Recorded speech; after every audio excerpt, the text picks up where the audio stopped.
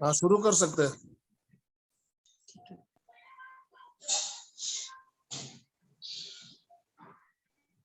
सभी से जय जिनेंद्र, ओम अरहम। सभी का एमपीके फिटनेस की क्लास में स्वागत है। आज की क्लास का प्रारंभ हम करते हैं नमस्कार महामंत्र से। ओम ह्रीं नमो अरहं। ओम ह्रीं नमो सिद्धाणं। ओम ह्रीं नमो आयर्याणं। ओम ह्रीं नमो उवज्जायाणं। ओम ह्रीं नमो लोए सब साहुणं। ऐसो पंच नमुकारो सव पाव फणासनो। मंगलाणं च अड़हं हवै मंगलम्। अड़मं हवै। त्रिपदी वंदना। वंदे अरहं। वंदे गुरुवरं। वंदे सच्चिदानंद।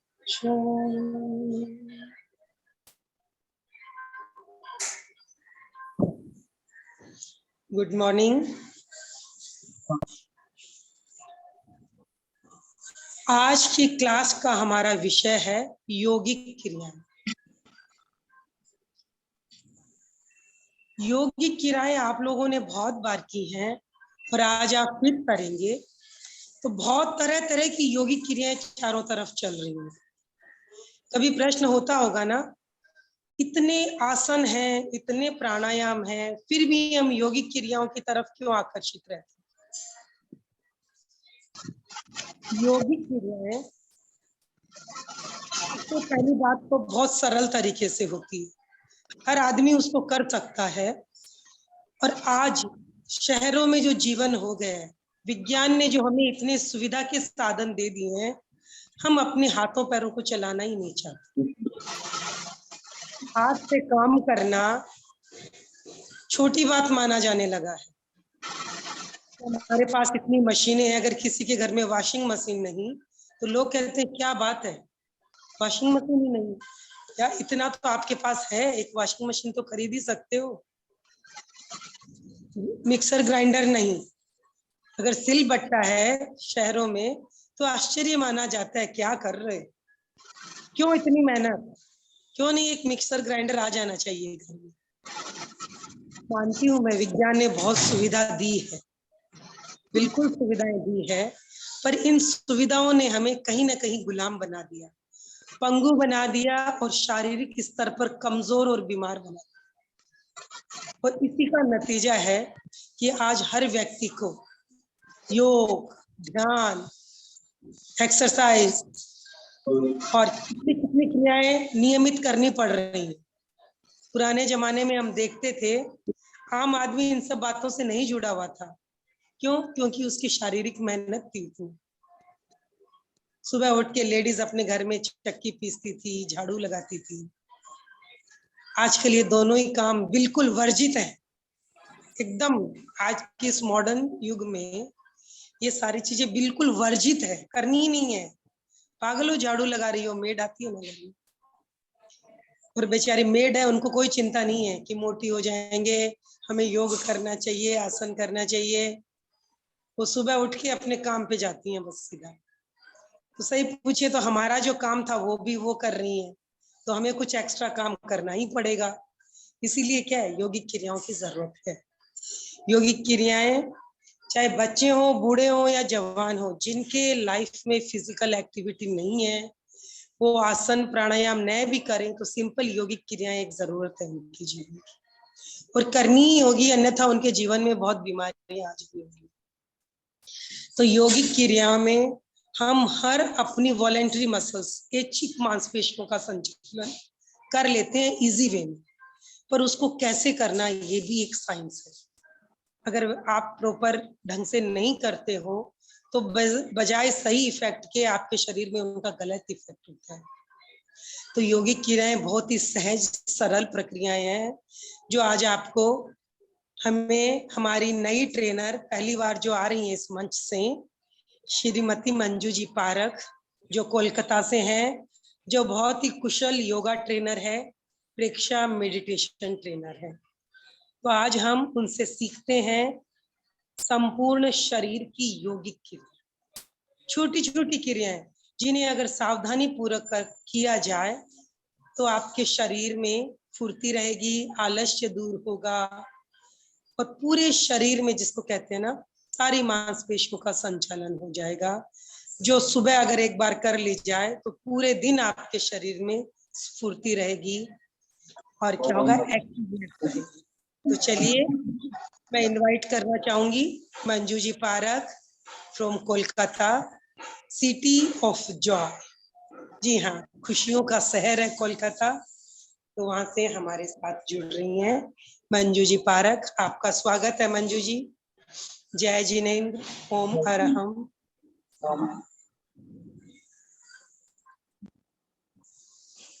दीक्षा प्रणेता आचार्य श्री महाप्रज्ञ जी के चरणों में शत शत वंदन। वर्तमान आचार्य श्री महाश्रमण जी के चरणों में शत शत वंदन। सभी से मेरा सादर जय जिनेन्द्र। आज का विषय है योगिक क्रियाएं क्यों और कैसे। तो योगिक क्रिया क्यों करते हैं ये मंजू जी ने बताया, अब मैं थोड़ा सा बताऊंगी। मानव शरीर की संरचना इस प्रकार निर्मित की गई है कि जिसे सक्रिय और व्यवस्थित रखने की अति आवश्यकता है, जो संपूर्ति हमारी योगिक क्रियाएं करती है, उसकी संपूर्ति योगिक क्रियाएं करती है। योगिक क्रियाएं साधना और ध्यान के लिए बहुत महत्वपूर्ण है। श्वास प्रश्वास का संतुलन साधना की भूमिका है। योगिक क्रियाएं संपूर्ण शरीर को सक्रिय और तेजस्वी बनाने में सहयोगी बनती है। शरीर के प्रत्येक अंग को इससे दृढ़ता एवं शक्ति मिलती है, आलस्य दूर होता है, स्फूर्ति मिलती है। समय अभाव के कारण बहुत से लोग प्राणायाम व्यायाम नित्य नहीं कर सकते हैं, तो वो ये छोटी छोटी योगिक क्रियाएं उनके लिए बहुत आवश्यक होती है। योगिक क्रिया से शरीर व मन दोनों स्वस्थ रहते हैं। जो व्यक्ति रुग्ण वृद्ध और अशक्त होते हैं, उनके लिए ये बहुत उपयोगी और शक्तिवर्धक है।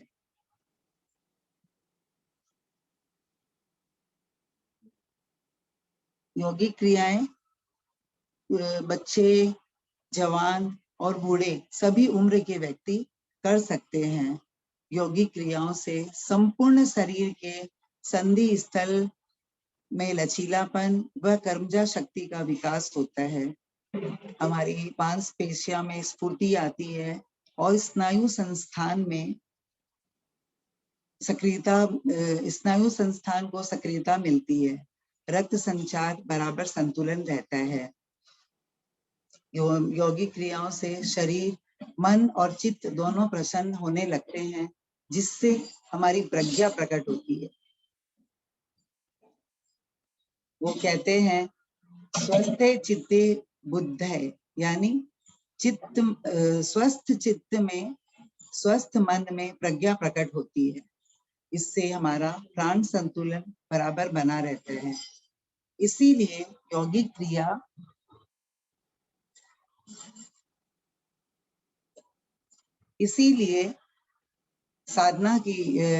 इसीलिए ध्यान और साधना की दृष्टि में योगिक क्रिया का अत्यंत अपना एक विशेष महत्व है।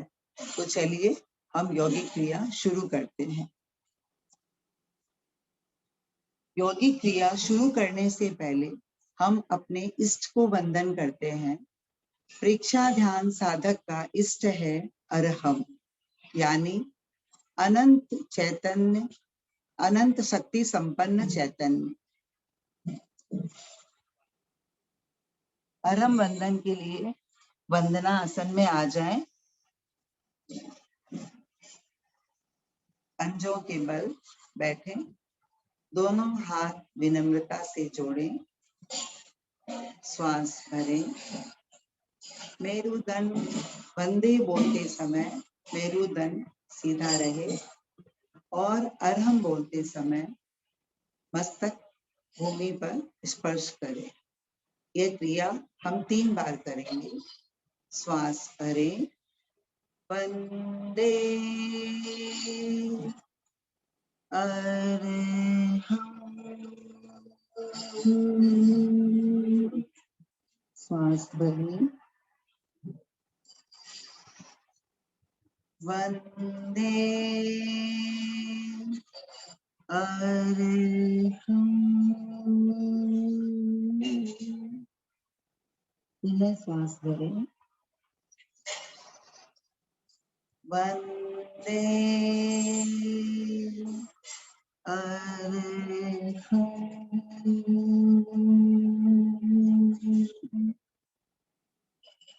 इससे हमारे मस्तिष्क में न्यूरॉन्स सक्रिय होते हैं और दीर्घ श्वास के कारण स्वभाव में परिवर्तन होता है। यौगिक क्रियाएं 13 यौगिक क्रियाएं हैं।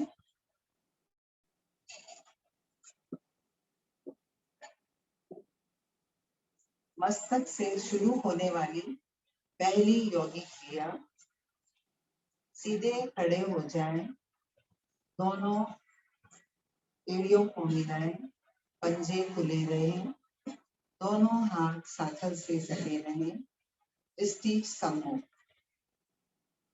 चित्त को मस्तिष्क पर केंद्रित करें और 10 बार तेजी से श्वास प्रश्वास करें।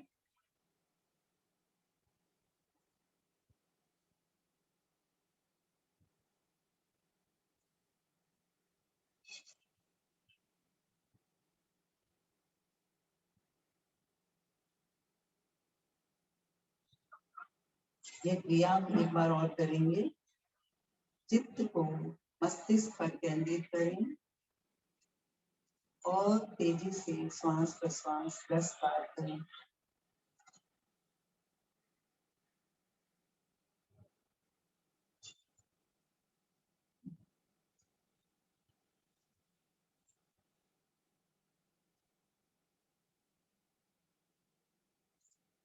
दूसरी क्रिया,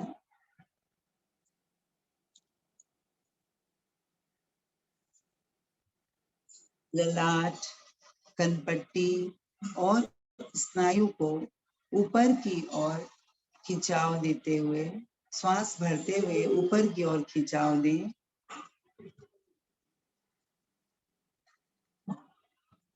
श्वास छोड़ते समय स्नायु को शिथिल करें।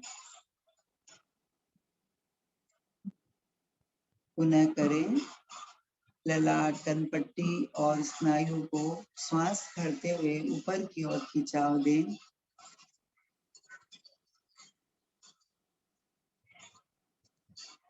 श्वास छोड़ते हुए स्नायु को शिथिल करें। मस्तिष्क के स्नायु सक्रिय होते हैं और प्राणमय होते हैं। इससे हमारी मेधा शक्ति बढ़ती है, स्मृति का विकास होता है। दूसरी क्रिया आंखों की क्रिया है। आंखों की क्रिया करते समय गर्दन को बिल्कुल सीधी व स्थिर रखें। क्रिया करते समय गर्दन को गति न दें। श्वास भरें, आंखों के गोलकों को ललाट की ओर ऊपर ले जाते खिंचाव दें, ऊपर की ओर ले जाएं और आकाश को देखें। श्वास छोड़ते हुए गोलकों को नीचे ले आए और पंजों को देखें। पुनः करें।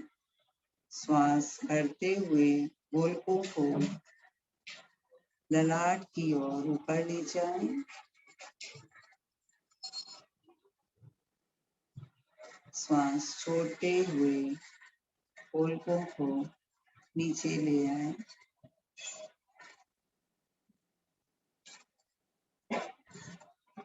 आंखों की क्रियाओं को 7 भागों में विभाजित किया गया है।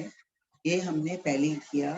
दूसरी क्रिया, श्वास भरते हुए दोनों गोलकों को दाहिनी ओर ले जाएं। जितनी दूर दृष्टि जा सके दृष्टि ले जाएं। श्वास छोड़ते हुए दोनों गोलकों को बाईं ओर ले जाएं। इसकी हम 3 आवृत्ति करेंगे। श्वास भरते हुए दोनों गोलकों को दाईं ओर ले जाएं।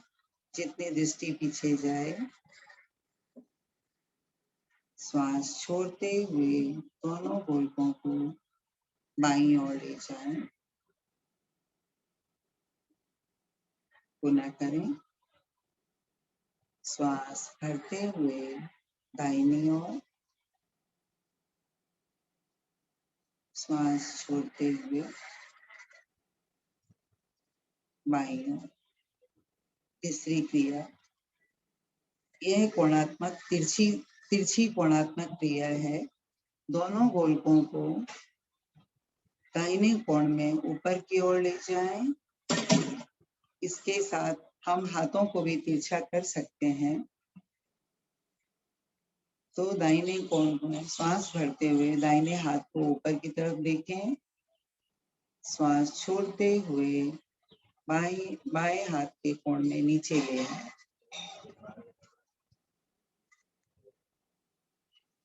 श्वास भरते हुए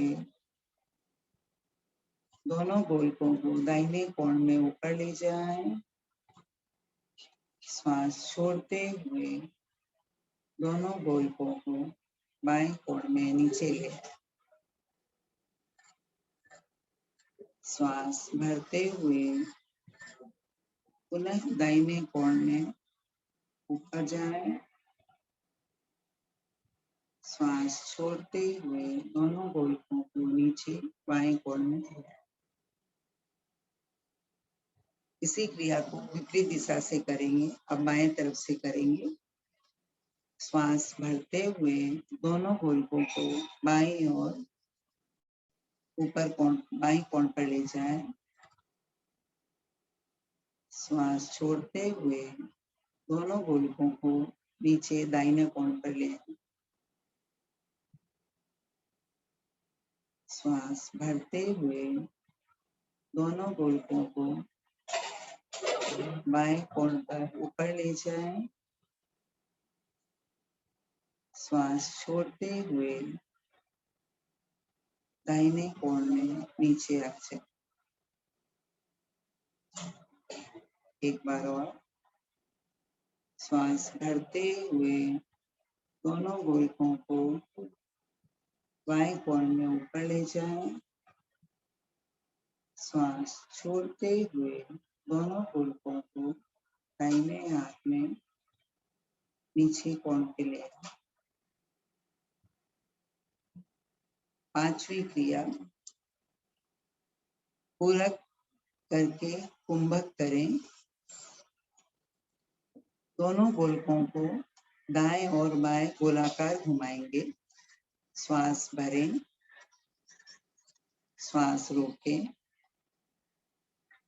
और दाएं से बाएं दोनों गोलकों को घुमाएं।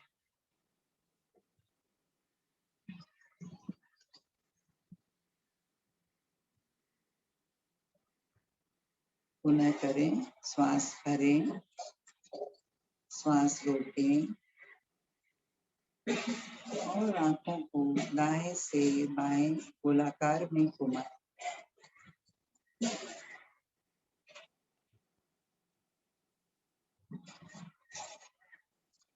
इस क्रिया को हम विपरीत दिशा से बाएं साइड से भी करेंगे। श्वास भरें और बाएं साइड से ऊपर से नीचे गोलाकार में घुमाएं।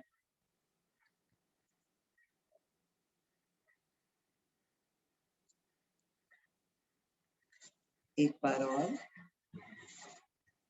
श्वास भरें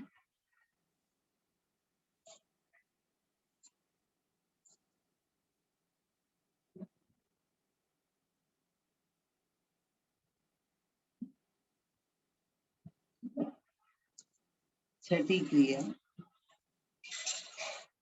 रेचन कर कुंभक करें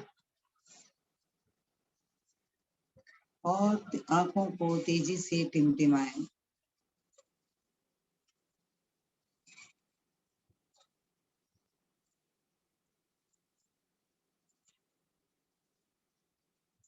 पुनः एक बार और रेचन करें और कुंभक करें और आंखों को तेजी से टिमटिमाएं।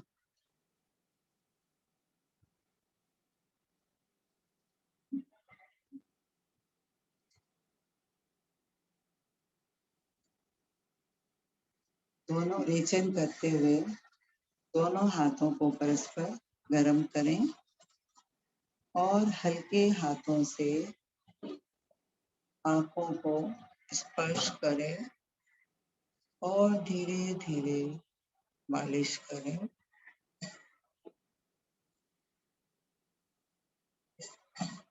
आंखों का संकुल बनाएं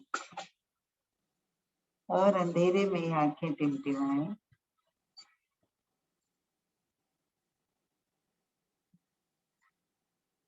धीरे धीरे अंगुली के छिद्रों से प्रकाश को आने दें और हाथों को नीचे लें। इससे हमारे आंखों की रोशनी बनी रहती है, आंखों की ज्योति बढ़ती है, चश्मे के नंबर नहीं बढ़ते हैं। और इसकी सावधानी ये है कि हमें तेज धूप और हवा से हमेशा आंखों को बचा के रखना चाहिए। चलते वाहन में नहीं पढ़ना चाहिए, लेट कर नहीं पढ़ना चाहिए, कम रोशनी में नहीं पढ़ना चाहिए। तीसरी क्रिया हमारी कानों की क्रिया है। कान हमारे संपूर्ण शरीर का प्रतिनिधि है। तर्जनी अंगुली अंगूठे के पास वाली अंगुली को कानों में डालें और दाएं बाएं घुमाएं।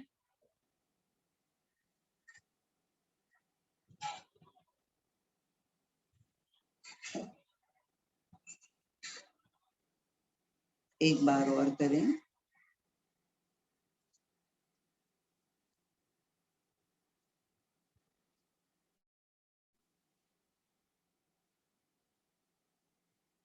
हाथों को अंगुलियों से वी शेप बनाएं और कानों के बाहर ऐसे करते हुए दोनों तरफ से कानों की मालिश करेंगे 10 बार।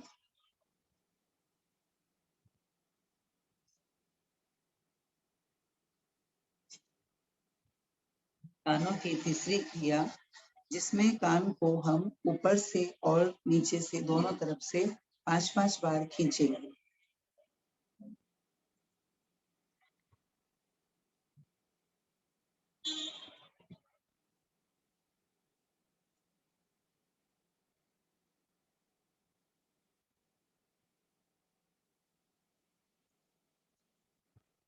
दोनों हाथों की हथेलियों से कानों को बंद करके अंतर ध्वनि सुनेंगे।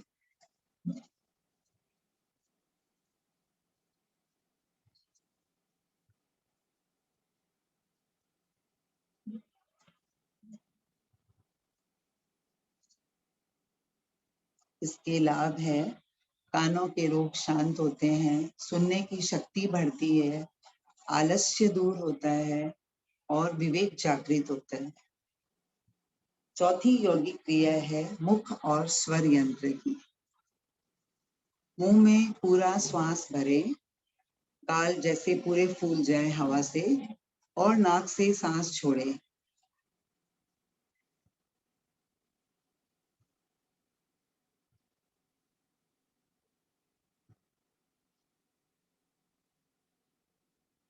एक बार और।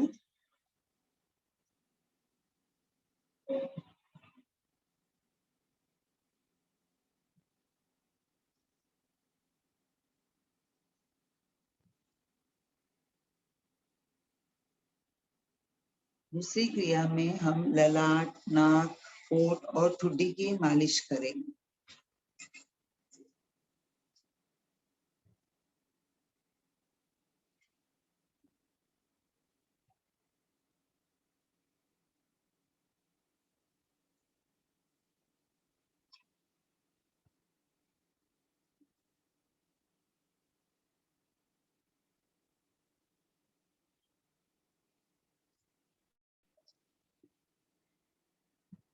एक बार और कर लेंगे।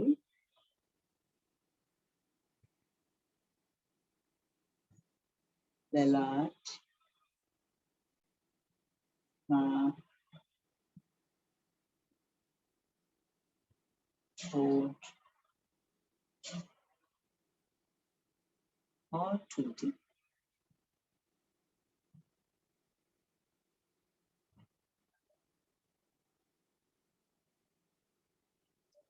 गर्दन को दोनों साइड के दांतों को और जबड़ों को परस्पर मिलाते हुए दबाव दें।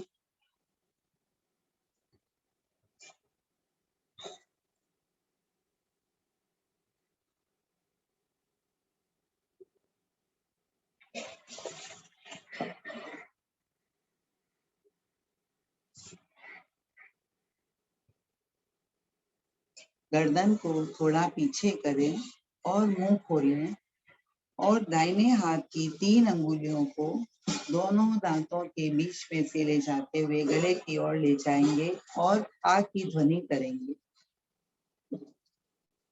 आ।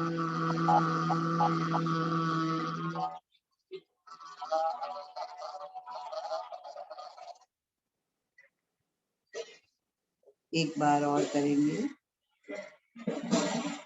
आ।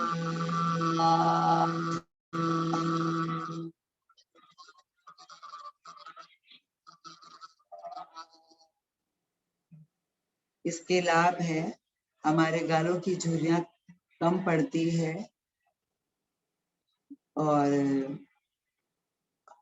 पायरिया और दांतों की बीमारियां नहीं होती है। कंठ स्वर कंठ स्वस्थ रहता है और ध्वनि मधुर होती है। 5वीं क्रिया गर्दन की क्रिया है। दोनों हाथ को परस्पर रगड़ेंगे और गर्म करेंगे और गर्दन को दाएं और बाएं साइड से मालिश करेंगे।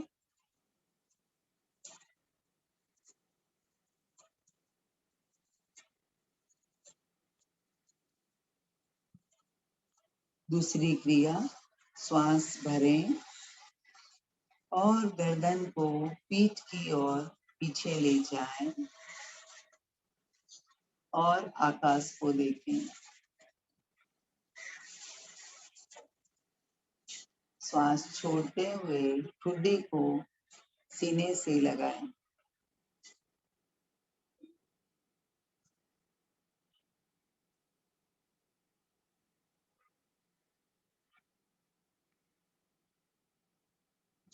मूल स्थिति में आ जाएं।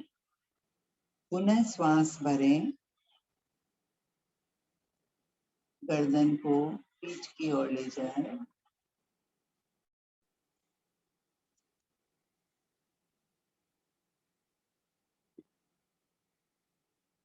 उस समय रुकिए और श्वास छोड़ते हुए ठुड्डी को सीने से लगाएं।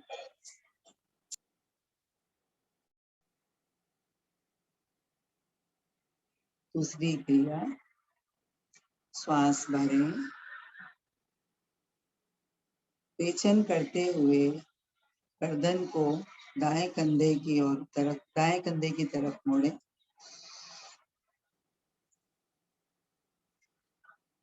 दृष्टि जितने पीछे ले जा सके ले जाएं।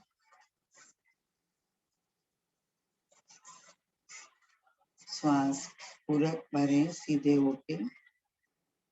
श्वास छोड़ते हुए बाईं ओर गर्दन करें। दृष्टि जितनी पीछे ले जा सके ले जाएं।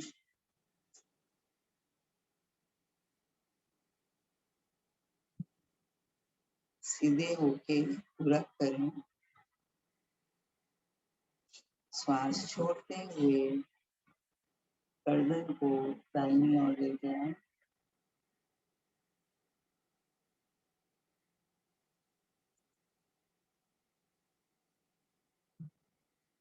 श्वास करें। श्वास छोड़ते हुए गर्दन को बाईं ओर ले जाएं।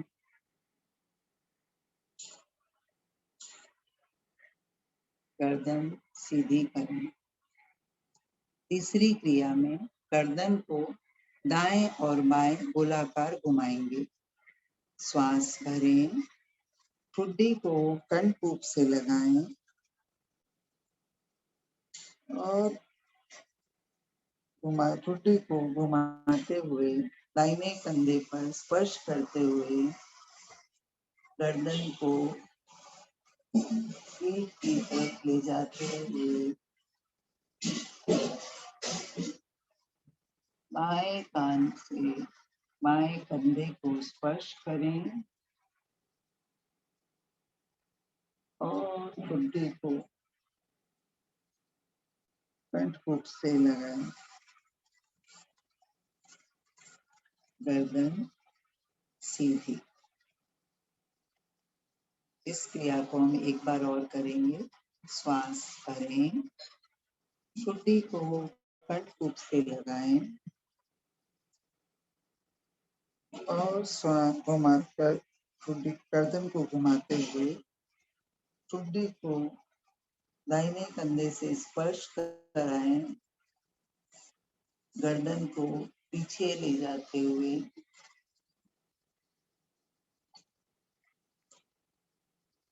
बाएं कान को बाएं कंधे से स्पर्श कराएं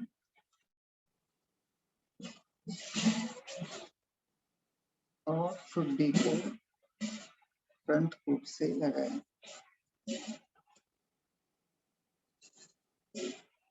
मूल स्थिति में आ जाएं। इसी क्रिया को हम बाएं तरफ से करेंगे। श्वास भरें। ठुड्डी को कंठकूप से लगाएं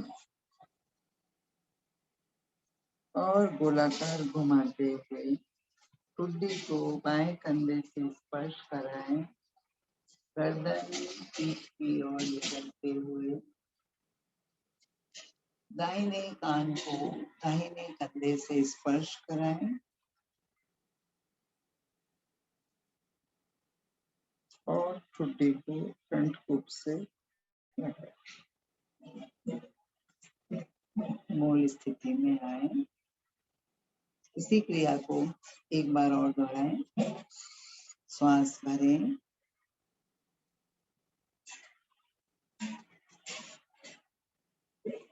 बाएं कान को बाएं कंधे से स्पर्श कराते हुए गोलाकार घुमाएं और दाहिने कान को दाहिने कंधे से स्पर्श कराएं और ठुड्डी को कंठकूप से लगाएं।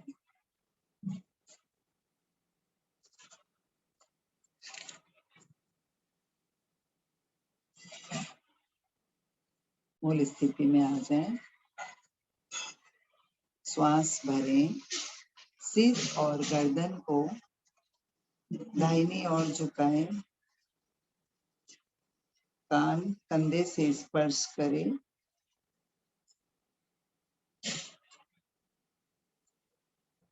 कुछ क्षण रुकें।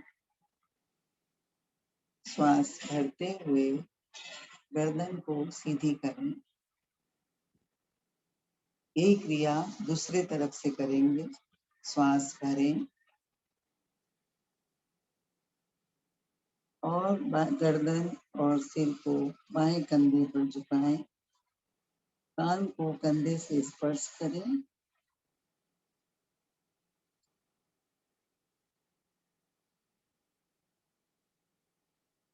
श्वास भरते हुए गर्दन सीधी करें। श्वास भरें। पेचन करते हुए कंधे और सिर को दाहिनी ओर झुकाएं।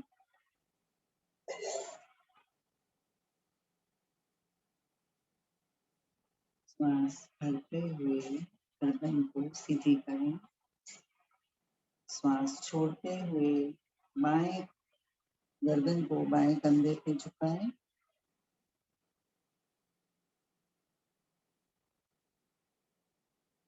कान का स्पर्श करें।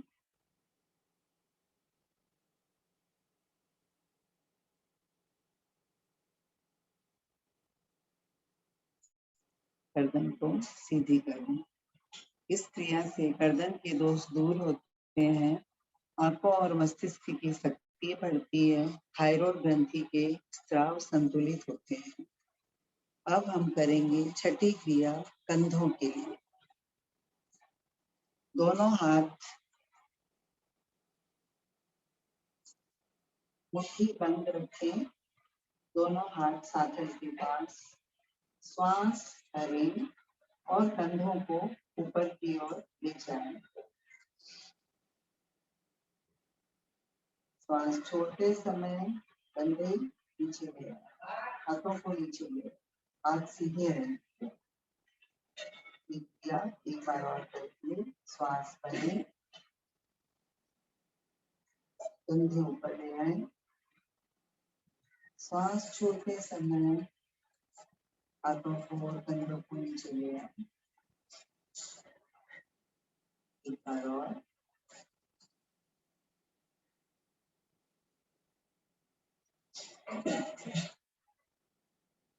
अब दोनों हाथों की कोहनियों को मोड़ के समन्वय मुद्रा बनाएंगे। पांचों अंगुलियों को एक साथ करके कंधों पर रखेंगे।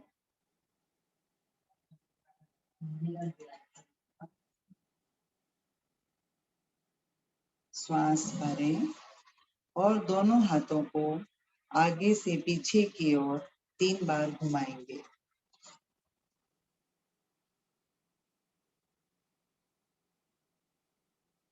श्वास छोड़ें और पीछे से आगे की ओर 3 बार घुमाएंगे।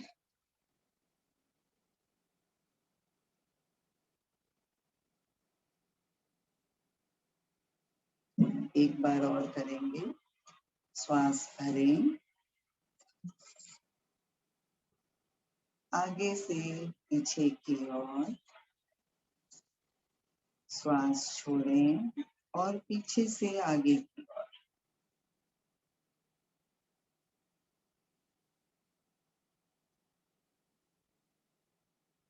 से हमारे कंधों के रोग दूर होते हैं, कंधे मजबूत होते हैं।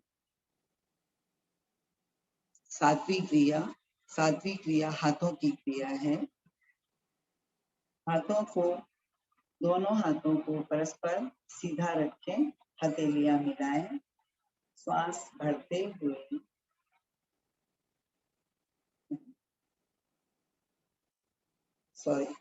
दोनों हाथों को सीधा करें और छोटी अंगुली से लेके सभी अंगुलियों को श्वास करते हुए उनको सक्रिय करें।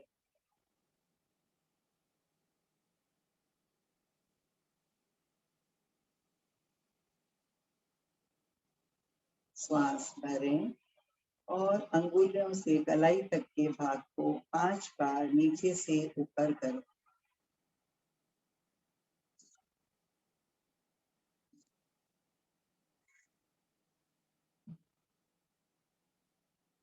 मुट्ठी बंद करें और कलाई को दाएं से बाएं और बाएं से दाएं घुमाएं।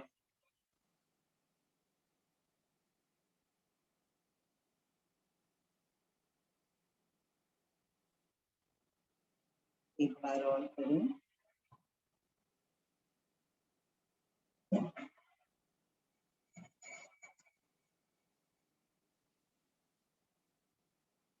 दोनों कोहनियों को मोड़ें और सीधा करें 5 बार।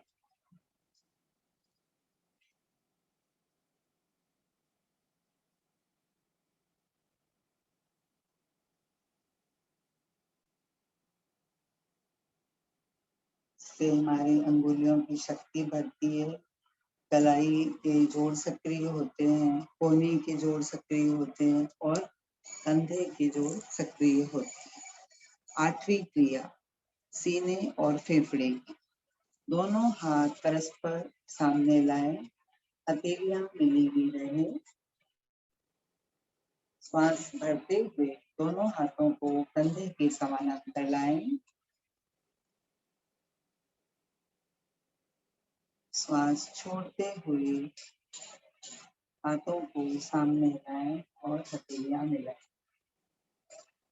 एक बार और श्वास भरते हुए दोनों हाथों को कंधे के समानांतर लाएं।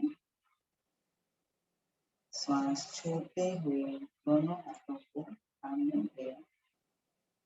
दूसरी क्रिया, दोनों हाथों को शेर के पंजे की तरह बनाएं और सीने के सामने रखें। श्वास भरें और छोड़ते समय सामने तेजी से छोड़ें।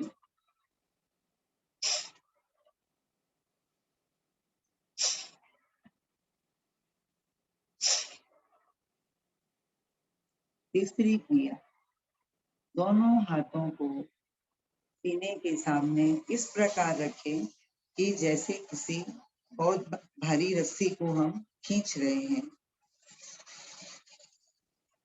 श्वास भरें,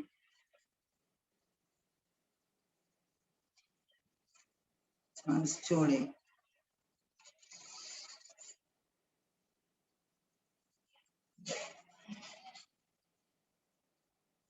श्वास भरें,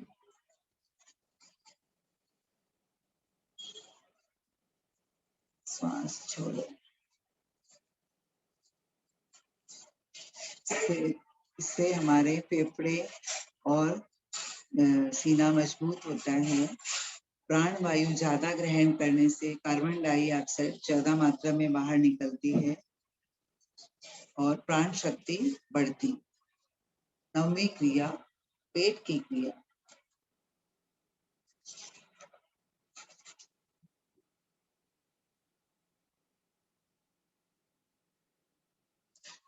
कटी भाग पर कमर में हाथ रखेंगे, अंगूठा आगे, चारों अंगुलियां पीछे। कटी भाग को 30 डिग्री कोण पर आगे की ओर झुकाएं।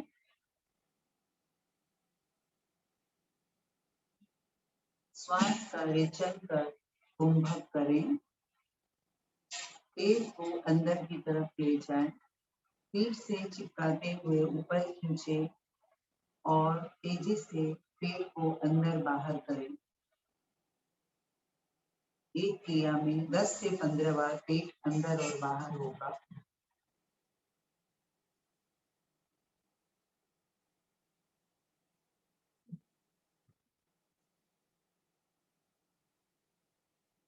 पुनः मूल स्थिति में आ जाए। क्रिया एक बार और करें। 30 डिग्री कोण पर झुकें, रेचन कर कुंभक करें, पेट को अंदर ले जाएं, पीठ की ओर चिपकाते हुए ऊपर खींचें और तेजी से पेट को अंदर बाहर करें।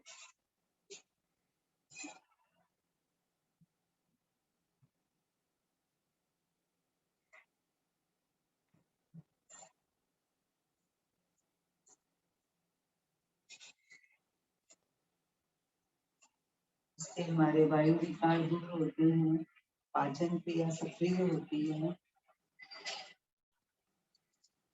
प्राण शक्ति बढ़ती है। 10वीं क्रिया कमर की क्रिया है।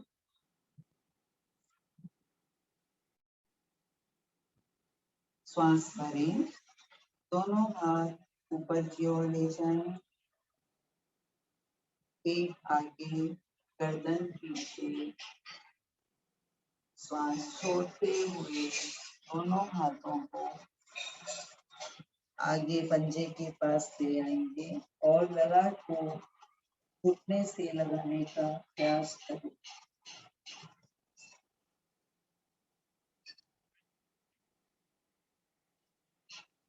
कुछ समय रुकें।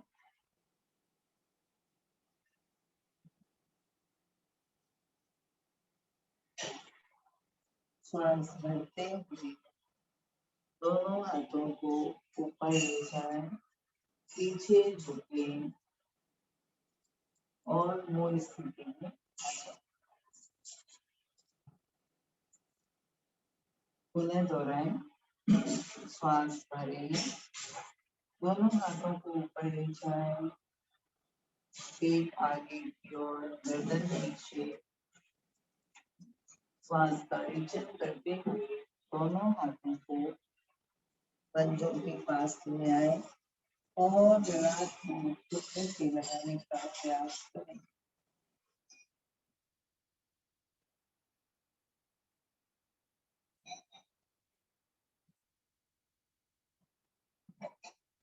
श्वास भरते हुए दोनों हाथों को ऊपर ले जाएं, पीछे झुकें और दोनों हाथ, इससे हमारे कमर के दोष दूर हो, दर्द दूर होता है, कंधों के दोष दूर होते हैं, मेरुदंड लचीला होता है। 11वीं क्रिया, पैरों के लिए पंजों के बल, श्वास भरते हुए पंजों के बल खड़े हो जाएं।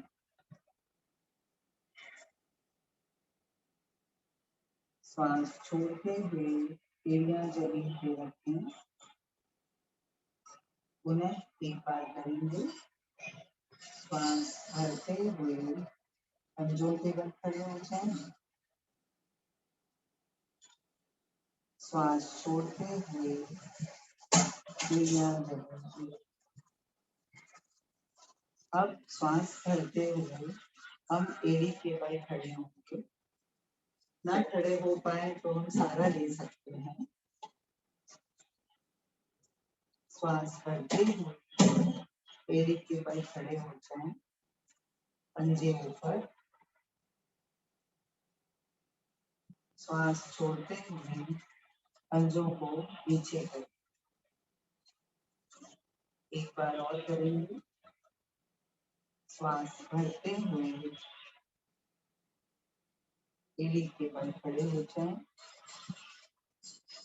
श्वास छोड़ते हुए पंजों को नीचे लें। इससे एड़ी का दर्द दूर होता है और पंजों में भी दर्द में आराम होता है और पंजों की दोष दूर होते हैं। अब हम करेंगे घुटने और पंजे की क्रिया। दाहिने पांव को मोड़कर एड़ी से दाहिने नितंब को तारित करेंगे 5 बार।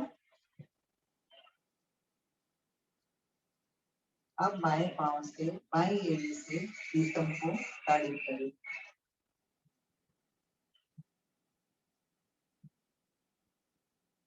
दोनों घुटने की ढकनी को 5 बार नीचे ऊपर करेंगे।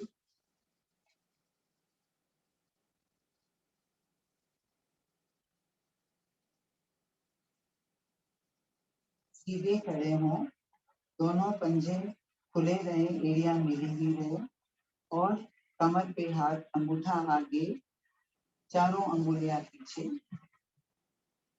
सामने की ओर दोनों घुटनों से सामने की ओर झुकेंगे। श्वास का रेचन, श्वास छोड़ेंगे। श्वास भरते हुए सीधे हो जाएं। पुनः एक बार करेंगे। सामने की ओर घुटनों से झुके, श्वास का रेचन,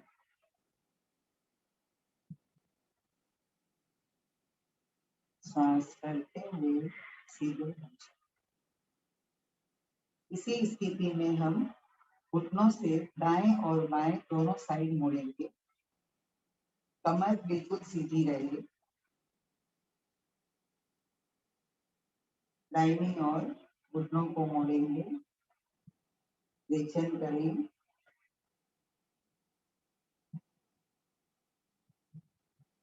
श्वास भरते हुए सीधे उठ जाए। एक बार और करेंगे।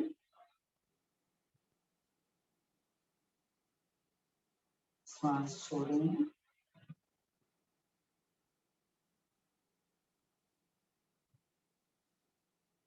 श्वास करते हुए सीधे।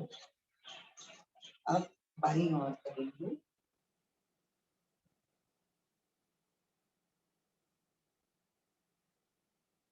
श्वास छोड़ें।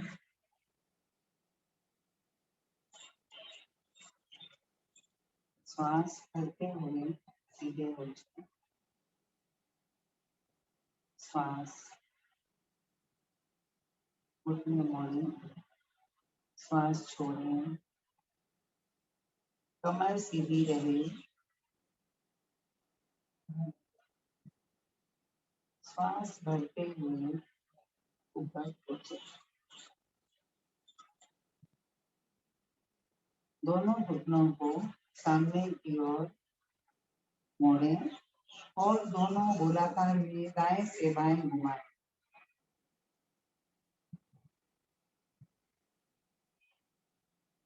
सीधे बचाएं। श्वास भरते हुए बाएं से दाएं।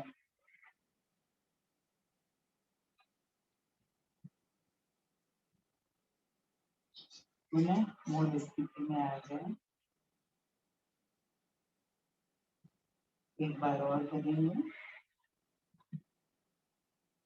श्वास छोड़ें। श्वास भरते हुए बाईं तरफ से करेंगे।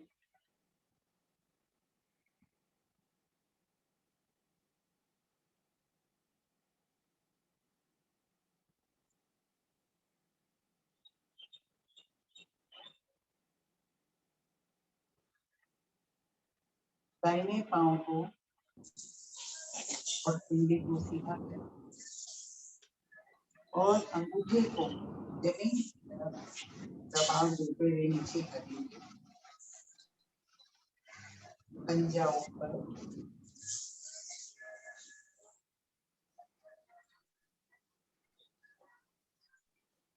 फिर पंजा नीचे।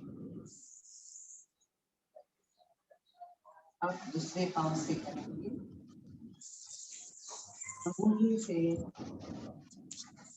अंगूठे को नीचे दबाव दें। पंजे को ऊपर की तरफ करें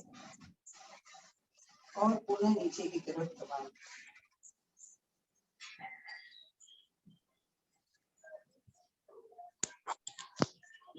एक एक अंगुलियों को हम सक्रिय करेंगे।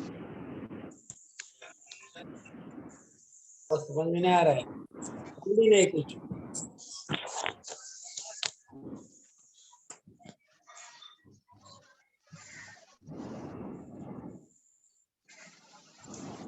हमारे पैरों की और पंजों की शक्ति बढ़ती है और पैर के दर्द दूर होते हैं।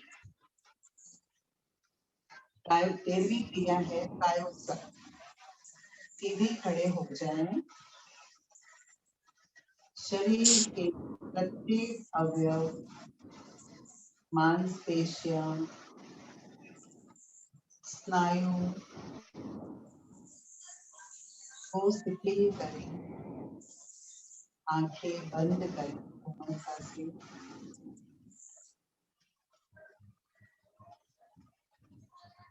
चित्त को पूरे शरीर में फैलाएं।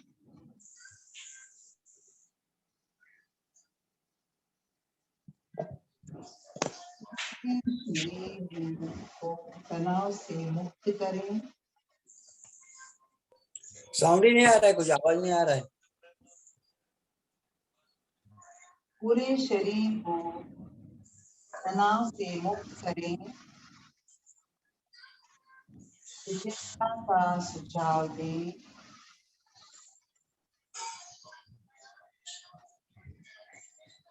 अनुभव करें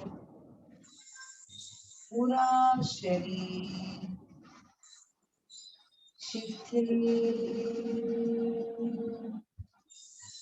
हो रहा है, इसके लिए हो रहा है, चिंता का अनुभव करें।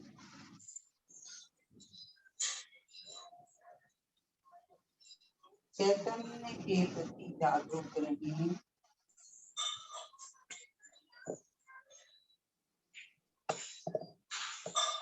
दो तीन दीर्घ श्वास के साथ कायोत्सर्ग संपन्न करें।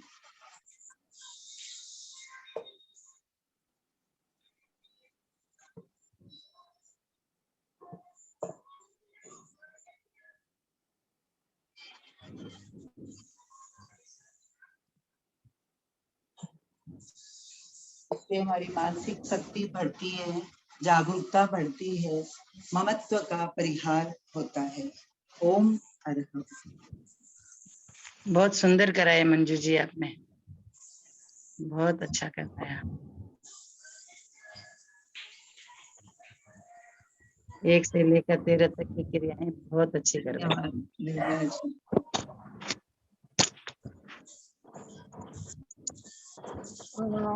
बहुत ही अच्छा प्रयोग करा है मंजू जी आपने। आप किसी की कोई जिज्ञासा है या फीडबैक देना चाहे तो सभी को अनम्यूट कर दीजिए।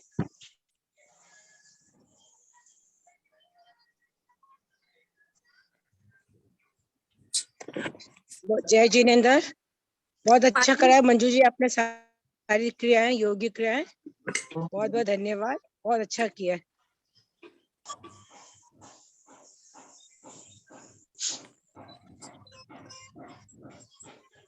जय जिनेंद्र। जय दोनों मंजू जी को जय जिनेंद्र। बहुत सुंदर प्रयोग लिया मंजू जी ने, सर से पैर तक का बहुत सुंदर किया, बहुत सुंदर लगा, बहुत अच्छा पहली लगा। बार करवाया, कोई भी त्रुटि हुई तो क्षमा चाहती हूँ। नहीं नहीं, बहुत अच्छी तरह से किया मंजू जी, बहुत सुंदर किया, और बोलने का तरीका शांत धीमे से, बहुत अच्छा लगा, बहुत सुंदर। धन्यवाद। तो आप सभी ने योगिक क्रियाएं की और मंजू जी ने बहुत ही स्थिरता से, संयमित और सिस्टमेटिक ढंग से सारी योगिक क्रियाएं करवाई। और अगर मान लीजिए हम आसन नहीं कर पा रहे हैं या आसन में कोई असुविधा है तो योगिक क्रियाओं से भी हमें उतना ही लाभ मिल जाता है जो आसन से मिलता है। तो आप लोग ये नहीं समझें कि योगिक क्रियाएं सरल है तो इससे शरीर में कम फायदा मिलता है, जी नहीं, बिल्कुल ऐसा नहीं है। और ध्यान करने के पहले तो जरूर ही हमें योगिक क्रियाएं कर लेनी चाहिए ताकि हम लंबे समय तक बिना हिले डुले बैठ पाए और हमारा शरीर रिलैक्स हो पाए। तो अब समय समाप्ति की ओर है, हम अपने कार्यक्रम को समाप्त करने के पहले मंगल भावना करेंगे। सभी अपने दोनों हाथ आनंद केंद्र पर जोड़ें, पूरी तन्मयता के साथ। मैं चैतन्यमय हूँ, मैं चैतन्यमय हूँ, मैं आनंदमय हूँ, मैं आनंदमय, मैं शक्तिमय हूँ, मैं शक्तिमय हूँ। मेरे भीतर अनंत ज्ञान का, अनंत आनंद का, अनंत शक्ति का अनंत शक्ति का सागर लहरा रहा है, सागर लहरा रहा है। का साक्षात्कार करना मेरे जीवन का परम लक्ष्य है। ओम शांति शांति। गुरुदेव के प्रति कृतज्ञता ज्ञापित करेंगे। कृतज्ञोस्मि, हम सब गुरुदेव के आभारी हैं।